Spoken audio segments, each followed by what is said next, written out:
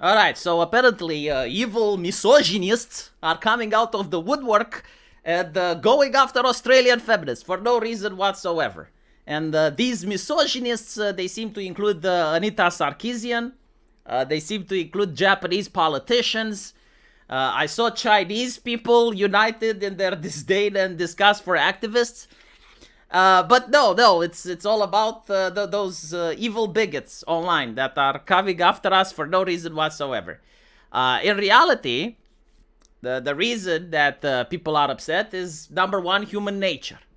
Like, if you're an organization that claims to fight for important things, like ending the exploitation of women and little girls, right? Like, this is a very serious topic, and most people would expect that if you take on this cause, that you will present yourself in public as an actual serious person and professional individual. But when you take up this mantle and you go after video games like GTA, Detroit, you promote movies like Cooties, you go after shirt companies and you go after bakeries and like the most petty things imaginable, but yeah, you cause a lot of disgust in the general public and they will think that you're a grifter. That you don't have an actual ideology and you're doing this for a reason, but you're actually doing this in order to get donations. And of course, another issue is the connection with the government entities, right? Like, you can't claim, oh, you're being oppressed on the internet when you have people from the United Nations having your back and you're at the same time able to influence payment processors and you have connections with the Australian government, right? Like, if anything, you're just agitating the peasantries. Like, you're a noble in the castle, which is passing legislation making the peasants' life more shit by going after petty and trivial things that the peasants are doing, and now the peasants are upset. And you're literally sitting in a castle going, oh goodness, oh, look how evil those peasants are. Look, I mean, they're peasants. They don't know any better. They're vulgar. Yes, they say mean things. But they're peasants. Right? You're educated. You're a journalist. Oh my goodness. Like, one of the leaders from Collective Shout is a journalist. Like, I was in awe. I was looking at her credentials. Like, holy shit, I'm talking to a journalist. And my expectations of a journalist are definitely higher than that of the rabble. But regardless, right, so they're declaring that Gamergate 3.0 happened. Now, the interesting thing is how it happened. They complain that there are rape games on Steam. Now,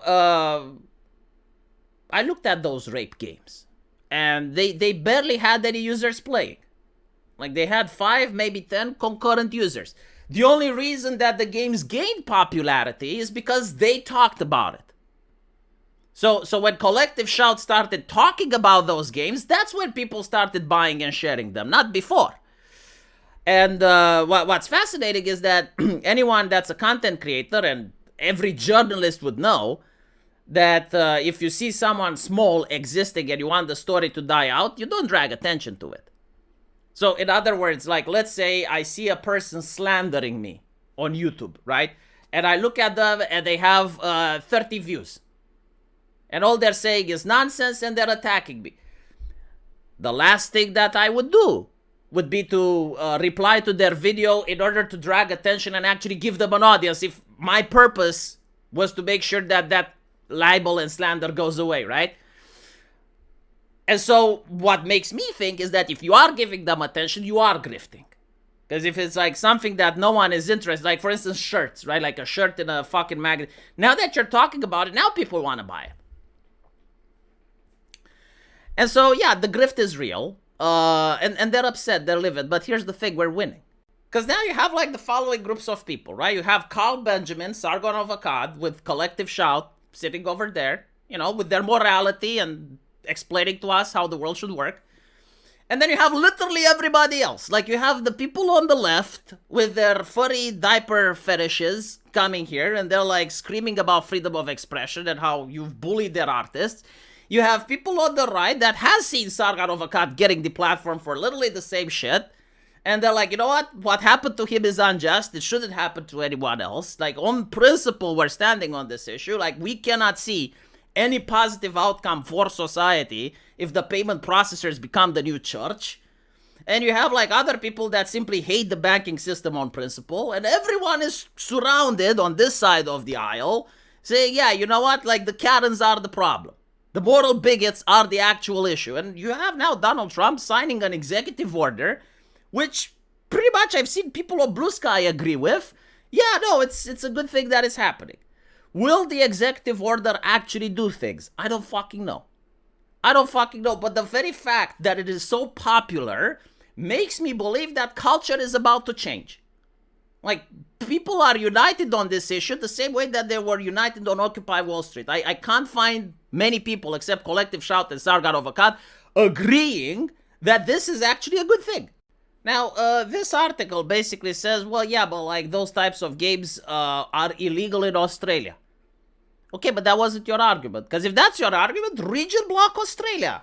Right? Like if Australia is not mature enough to be able to read books of fiction and video games and understand that, all right, well, this is make-believe. Okay, if you can't understand that, then region block them and prevent them from buying and partaking in the international market. Like, that's fine. You know, when they want to change their legislation, they change their legislation. What I don't understand is, like, if in other countries something is legal, why should Australia get to decide what people in Japan get to do or people in Eastern Europe get to do? And why can't we from Eastern Europe get to decide what people in Australia do? Huh? Like, why can't Hungary discuss what Australians should do regarding illegal immigration? The interesting thing is, like, the focus on non-consent, right? Like, they're saying non-consent shouldn't exist in art. It's like, well, hold on a little bit. Like, have you read any female erotica? And to be fair, Collective Shout is actually against 50 Shades of Grey. But, like, why should you be against 50 Shades of Grey? Like, I don't read it. I don't fucking care. Let it exist. I get it when it's, like, something with real people, right? Like, Belle Delphine made a video where her boyfriend, they made this play where she was abducted by her boyfriend and they had sex in the woods. And she was gagged and stuff. Now, the reason I know it's consensual is because I know who Belle Delphine is, and I know her boyfriend. Right? So, like, when I saw the video, I knew that she's being a cheeky little shit in order to cause outrage and maximum butthurt and to get people to talk about that. But if it wasn't Belle Delphine and it was two other people, I wouldn't know. And so, like, what if a crime was committed, right? And would I want my government to constantly waste resources on investigating every single video of that nature? And the answer is no. And so, like, a blanket ban on those things when it's with real people, I understand. But when it's like a book, like 50 Shades, go fuck yourself. Like, if you're requiring to moralize over the most petty issues of society, you're not a serious person. Like, society can't exist if people, like, constantly, non-stop dedicate themselves to moralize every trivial aspect of it. And the idea that payment processors should supervise every single transaction is more harmful than a teenager seeing a boobie. Like, I'm sorry, but it is what it is. Like, I would rather have my son end up seeing a boobie than to grow up in an authoritarian 1984 type society where every transaction is traced, monitored, every single hobby, every single niche activity, every single t-shirt is under intense scrutiny by people that I don't know and I don't trust. And I also have to dox myself in order to use the internet. Like, come on. Like, let's be real. You know, like, so at some point you need to wonder what is the price. Like, I already have parental controls to make sure that my teenage son isn't going to see boobies. Right? Like, I can literally install software so that doesn't happen. He will never see a boobie, ever. He's going to be like a monk on Mount Athos. As long as he's under my roof. No boobies. At all.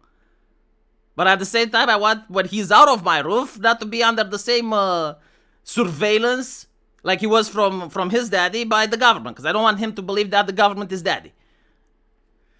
So yeah, all in all, what they managed to do is create a culture, an international culture, actually, between different people, different groups of individuals that are agreeing that, yeah, what they're pushing for is actually bad. And I do think that they did plant the seeds of rebellion, and that's an excellent thing that they did. And more importantly, people are not mad at Collective Shout, they're mad at the payment processors. Like, most individuals are flat out saying that Collective Shout is just a distraction. Like, the payment processors, like, wanted to do this anyway. And so they just needed a reason, and Collective Shout was the reason. It's the same like Gamergate, you know, like people weren't mad at Anita Sarkeesian. Like they were mad at the corruption that was happening in the journalist industry and the ideology that was taken over. Anita Sarkeesian was just like the shield to absorb the disdain from the public while the public ignores the actual corporations that were pushing the nonsense. But anyway, right, so all in all, I know that we're on the right side of history because Trump signed the executive order. I mean, that's enough for me to understand which is on my side and which one isn't. And any politician that will say similar things, that they're going to try to limit the corporation's power in order to police the internet and, more importantly, police the world, I don't care if they're left-wing or right-wing. Like, as long as that conversation happens, I'm glad. I'm calling it a W. Let me know what you guys think, though. And as always, I will see you in my live stream. There is a link to that into the pinned comment. Take care.